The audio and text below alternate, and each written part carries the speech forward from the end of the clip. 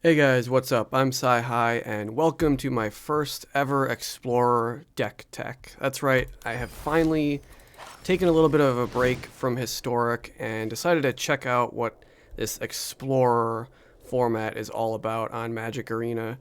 So we're talking spirits today. A little bit of history about the deck before we dive in. This is a really special deck to me, actually, because it's very similar to the deck back in Standard that Autumn Burchett piloted to win a very large tournament a few years ago. Back then in Standard, it was a mono blue tempo deck. Wasn't spirit based, but it was very similar and that had a lot of flying one drop creatures. Took advantage of Curious Obsession and lots of counter magic to just play at the opponent's end step and pin them down and absolutely punish control decks and just be a really quite annoying deck to play against. And it was the first deck I ever used to qualify for top 1200 Mythic. So it's a pretty cool deck and pretty special to me. And now in Explorer, we've adapted it to still be kind of mono blue tempo based, but we've got a lot of strong spirits that we can take advantage of now and go for a full on more spirit tribe. Also, before we dive into the individual cards, just a quick note on the snow-covered lands. So, maybe needless to say, people either love or hate this pixel artwork and this kind of throwback to Windows 3.1 operating system or whatever the hell this is. If you love it or hate it. If you hate it, just shield your eyes and pretend this is a different stylized card. But one thing interesting about snow-covered lands, a lot of times, kind of strangely, you'll see people playing them in decks that don't even take advantage of snow effects or snow costed spells or abilities, and they're just using it for stylistic vanity reasons. And if you're talking strictly competitive, there's really no reason to do that, because there is a white creature that does see fringe play that makes it so snow-covered lands come into play tapped for the opponent. So you don't want to get dinged by that. I mean, it's very marginal. Rarely it's going to happen, but there's just no reason to run these, try to get cute and run snow-covered lands when you don't need to. However, with this deck, we actually are taking advantage of snow effects. So obviously we're going to use snow-covered islands. And if you like this style, more power to you. You can rock them out. So onto the deck. What's the whole point of these mono blue tempo decks? So general game plan, what you're trying to do is get really low costing creatures that have evasion with flying. Many of them can come into play. We have flash. You can play them at your opponent's end step. So what we're trying to do is get a lot of small creatures into play quickly. Hopefully cast Curious Obsession on one of these creatures in the very early game and start chipping away at our opponent's life total, as well as drawing cards. And as we do that, hopefully we're going to draw more counter spells and more flash creatures that we can play at our opponent's end step, as well as just pin them down, continue drawing cards and counter spells so that they can't even cast a spell for the game. You can just completely hinder them, counter everything they're trying to do. And this is really easy to do against control decks, mid-range decks. This kind of deck, this spirits deck, as well as mono blue tempo, just absolutely wrecks kind of mid-range or like mana ramp decks, like the old Field of the Dead decks in Standard. You can just farm opponents with a deck like this. This deck is a little bit weaker. At least game one against like faster mono red aggro can be difficult. This can be greatly improved in the sideboard. If you are playing best of three, you can get protection from red. You can get spells to take your opponent's creatures and kind of pivot into more of a control game plan. But if we're talking just strictly best of one, which I am right here, I've been doing a lot of damage with this deck just from started playing it. We can go over all the choices for like what's a good best of one build. And also, I'll just say before we dive into each individual card, this is a deck I've had my eye on for a long time, and actually was playing to some success, at least in Historic, was playing Spirits. The problem there is it feels like the meta game is a little bit more harsh to Spirits there. There's just elves, seems to be a lot more aggro. This deck seems to be excelling more in Explorer, and untapped data is certainly bolstering that thought with objective evidence. It's not just like me saying this. You can look at the data yourself. This deck is doing some damage right now in Explorer. But in Historic, I just didn't feel it wasn't positioned very well. It wasn't having as much success. Also, a note on Historic to Explorer decks. You'll notice, as I did, a lot of decks in Historic, even ones that are well polished and substantial in the meta, if you just switch the deck and switch it to Explorer in the Arena interface, you'll often see that some of your decks may actually already be Explorer legal, or maybe they're only missing like one card that you just need to replace. And then you might have to ask yourself, maybe I should just transition this deck to Explorer, because at this point right now, it's kind of like Historic, very similar card base, but a little bit less power down. There's a few things available in Explorer that aren't in Historic, but for the most part, Historic just has a lot more powerful cards at your disposal. And again, just a meta game that I don't believe is very good for Spirits right now, but in Explorer, this does not seem to be the case. And at the moment, at least, this deck seems to be doing a lot of damage and putting up a lot of good results. So on to the cards. Also, on like if you were running this in Historic, like Archmage Charm is maybe a card you would run, but it doesn't really lose much from changing this to Historic to Explorer. It's totally fine in Explorer. So let's get on to the cards, then we can wrap this up. But this deck's got a lot of mana sinks, even though it's very low curve and a fast aggro deck, 22 lands only. There's a lot of sinks and stuff to do with your mana, so getting a lot of mana is fine. Obviously, we've got Faceless Haven, which is notably not nerfed by the stupid alchemy, bleed over damage, whatever you want to call it, the nerfing that happens in Historic to alchemy cards. So Faceless Haven is very strong here. It's a 4/3. It's not nerfed to a 3/3, I think, as it is in Historic, where it's very significant loss of power there.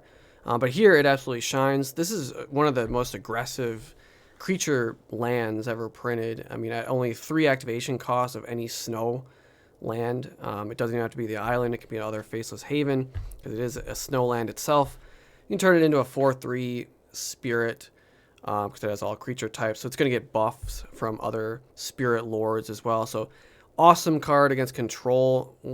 Just a great aggressive creature land to help kill off control and give you more resistance to board sweepers that don't operate at instant speed. So awesome creature-based land. We've got this as a mana sink, as well as lots of 1-drops. Like I said in the beginning of the summary of this deck, we want to have 1-drops on the first turn. This is very important because we want to slap a Curious Obsession on them as quickly as possible and start burying our opponent with card draw and backing it up with counter spells. So Ascendant Spirit's really powerful 1/1 spirit with this ability where we can continually jack it up. Be careful online when you're activating these. Of course, you want to let it resolve first because they check to see, for instance, like the third ability, 3 snowlands. If Ascendant Spirit is a warrior, put a flying counter on it, and it becomes a Spirit Warrior Angel with base power toughness 4/4.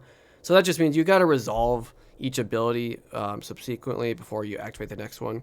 So just be careful with that. But the card's like a throwback to the White Bomb Figure of Destiny, I think it's called, where it had a similar effect, where it had these kind of like level up effects. So also notable, this can be done at any time. It's not a sorcery speed activated ability, so you can hold up counter spells at your opponent's end step. If they don't play anything, then you can spend your mana upgrading your Ascendant Spirit. So there's just a lot of opportunity to use your mana in this deck to the fullest and most efficient way possible, which is very strong, very powerful. So Ascendant Spirit is just awesome in this deck. Of course, it's a spirit, fits with the tribe, gets buffs, can buff itself, ultimately can become a Spirit Angel and just get massive, and then when it deals damage to a player, you get to draw a card. So awesome 1-drop there. Got the 4 Curious Obsessions. Again, you're putting this on a creature, it gets +1/+1. You must attack each turn or the Curious Obsession will fall off. But hopefully your opponent can't block if they don't have flying creatures. You can just continually attack with Curious Obsession and keep generating cards as well as chipping away at your opponent's life total. I've also got 2 copies of Lantern Bearer. It's probably one of the weakest, if not the weakest card in the deck, full disclosure. It's just a 1/1 flyer for 1, but it is a spirit, which is again important to fit with the tribe to get the other spirit type buffs. Also, if it does happen to die, this doesn't come up often, but you can cast it from the graveyard for its disturb cost of 1 blue and 2 to give a creature +1/+1 and flying. Not super relevant, but again, we really want to maximize having a turn 1 creature. So we have 10 total creatures at 1 blue cost. And Lantern Bearer, again, it's not super great, but it is a 1/1 flying spirit, and it just fits the bill that we really want to play a 1-drop on turn 1 in this deck.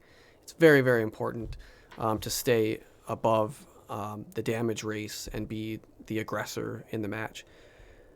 The last 1-drop, Spectral Sailor, just an all-star of a card. This was one of the cards in the standard version that I was talking about earlier, the Autumn Burchett standard blue tempo deck from a few years ago.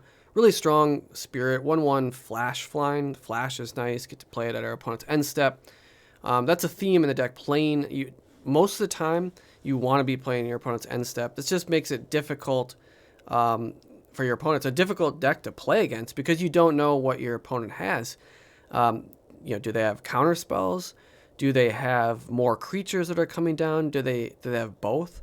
Like sometimes when you're playing against control and anticipating counter spells, sometimes you can hold back and wait for them to like tap out, try to do something to try to play around their counter spells. That's really difficult to do in this deck because of the reasons I was kind of alluding to. Like you don't know what your opponent has, and even if they don't have counter spells, they're still maximizing and playing. They're always playing something during the end step. So Spectral Sailor is awesome. Just a 1/1 flyer, flash. Also, another mana sink ability for 1 blue and 3. We can draw a card. So you just don't really run out of things to do in this deck. Even though there's such small, fast aggro creatures, you always have mana to spend and use to do something with. So in a grindy, long game, that 4 mana to draw a card can absolutely become relevant. And this thing can get scary because it can just dig your opponent or dig yourself out of a match and come back in a grindy match and just keep drawing cards. So it's good early, and it's also not bad in the late game as well for that drawing card ability. So Spectral Sailor is awesome for sure. Onto the 2-drops, can cover one of the counter spells. We're packing 8 total in the main deck. The first one is the Lofty Denial. 1 blue, 1 colorless. Counter a spell unless its controller pays 1. But if you control a creature with flying, counter that spell unless its controller pays 4 instead. So most of the time, it's going to function like a counter spell, just a straight up, 2 blue counter target spell. One of the best counter spells in the game, obviously. Counter spell, duh, have you ever heard of it? But anyways, Lofty Denial is great because we're running so many creatures with flying. Also, that Lantern Bearer is a little bit relevant here to just make sure you have a creature with flying to make this like a jacked up mana leak. Counter any spell unless its controller pays 4. Great counter spell for 2 here. Moving on to the creatures, we got Rattlechains, one of the all-star, one of the best creatures in the deck. Rattlechains also has flash, also flying, 2/1 for 2. But when it enters the battlefield, you can give a spirit hexproof. So you can save a creature as a defensive reactionary effect, and then you also get a 2/1 spirit as well. And then also all of your existing spirits in hand or that you draw now have flash, which is spectacular because not, as you'll see, actually the majority of the spirits in this deck don't have flash built in. So Rattlechains is really powerful to now make every creature, well, at least almost all the spirits in your deck now have flash. It's very, very powerful. So we can continue that theme of generally speaking, only playing in our opponent's end step. There are a few situations which I'll talk about where you would not want to do that. And we can get to that moving on right here because it has to do with the Supreme Phantom 2 mana, 1/3 flying. Other spirits you control get +1/+1. So another very powerful lord, our premier phantom or our premier spirit lord in the deck, that also has evasion. Super strong, just buffing our spirits. This is really strong when you have lots of 1-drop creatures, like the Lantern Bearer and the Sailors and the Ascendant Spirit, because you're just going to buff them very quickly and be able to fly over your opponent and kill them quickly with this Lord effect. Now, like I said, most of the time you're going to want to play during your opponent's end step, but there are situations where you would not want to do this, such as if you're up against another fast aggro deck, like maybe mono red. It's difficult to counter everything they're doing, and it can kind of turn into a damage race very quickly. If you are ahead in the race and don't have an opportunity to like surprise or counterspell something big your opponent's going to do, and you're already ahead, you want to press your advantage. Just main phase the Supreme Phantom, especially if you already have 1 to 2 spirits on board, and just keep attacking and stay above that damage race so that you can hopefully win that way. Although there are times when you don't necessarily have to main phase this. Once you have Rattlechains in play and you can cast this with Flash, that can give you some opportunities to cast this after your opponent declares their attack, and maybe you can get some surprise buffs to your blockers and win a combat step. So there's just a lot of tricky things you can do when suddenly you can play almost every card in the deck with Flash at instant speed. It just becomes really difficult to play against this deck because you always can react to what your opponent's doing, and your opponent they don't know what you have, so it can be backbreaking. And like I said, if you're playing against this deck and you're a control or a mid-range deck with kind of higher casting cost things, like if your opponent gets a Curious Obsession on a creature right away, it's like lights out. It's so difficult, nearly impossible to come back from that. It's such a horrific matchup. Like, this deck just punishes and destroys other decks that are mid-range or greater. They can't deal with these flash effects and all these counter spells. The way to beat a deck like this is to be extremely low to the ground, fast and aggressive, like deck like Elves or mono red aggro, built in a really hyper aggressive way, because you just can't counter everything.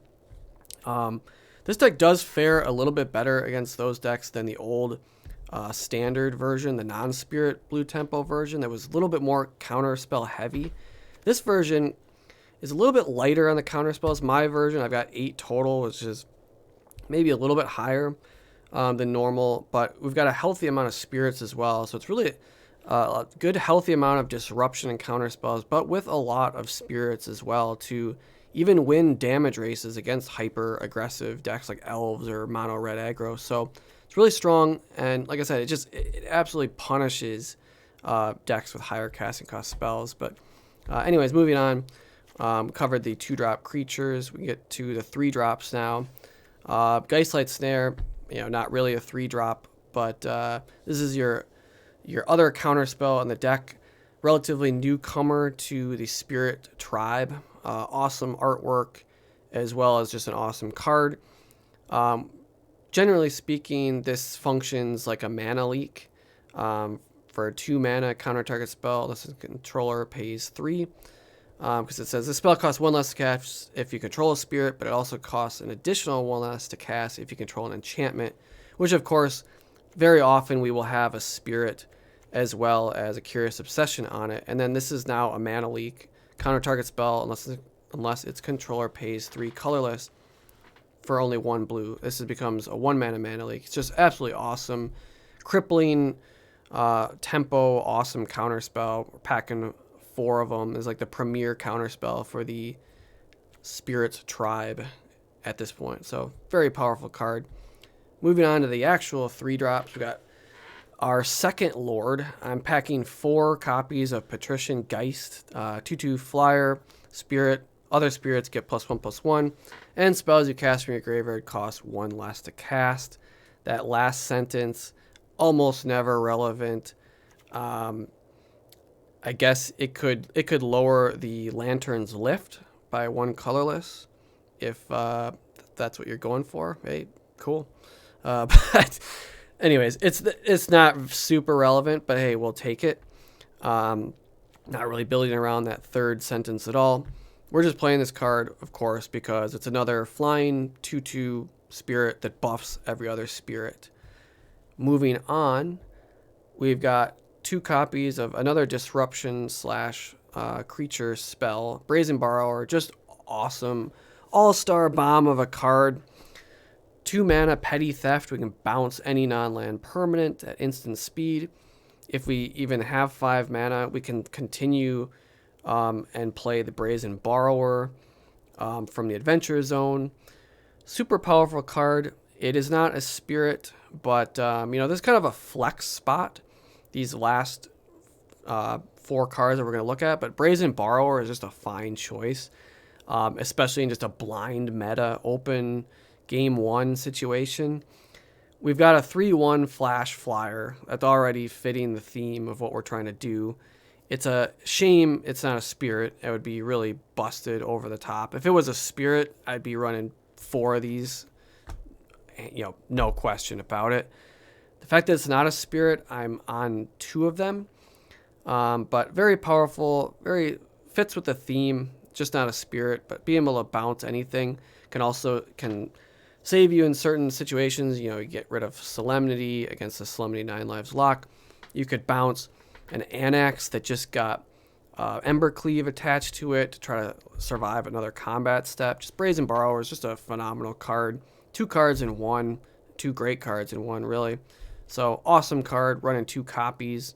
Could even see going up a little bit, but this is the configuration I have right now that's been working, doing a lot of damage on the ladder.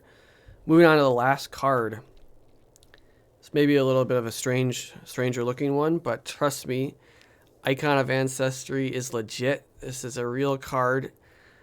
Just 2 copies. I'm not going crazy on it or anything, but this functions like another Lord.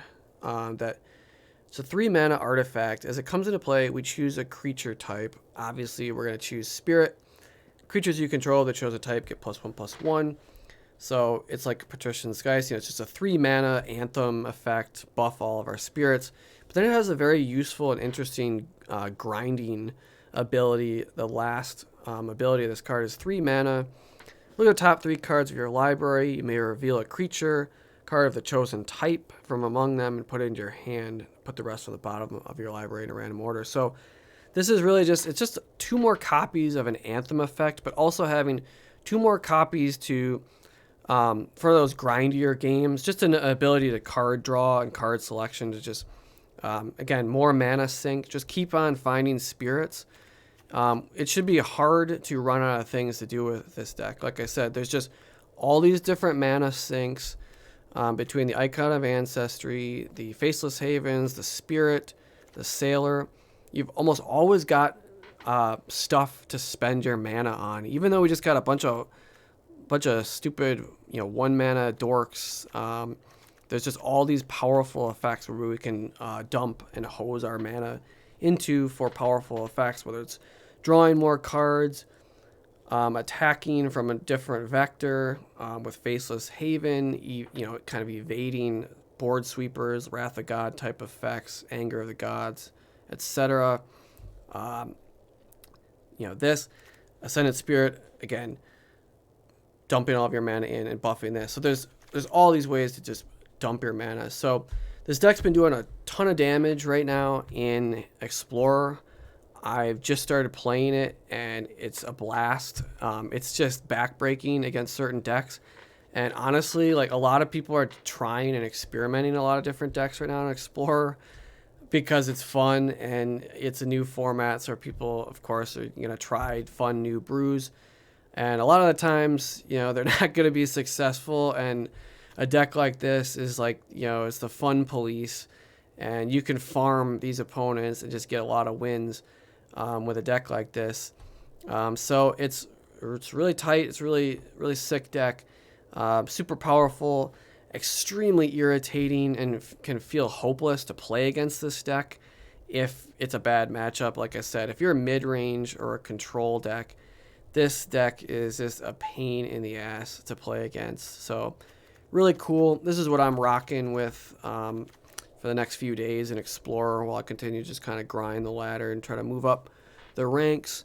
But that being said, I am still continuing to explore, no pun intended, more. And I've really enjoyed a deck that Zan Saeed had posted recently. Apologies, I'm probably butchering your name. Correct me in the comments if I am. But he was making the case about Agent of Treachery needing to be banned. And I have run his list, and I'll probably have a video out shortly. So definitely like, subscribe, follow my content.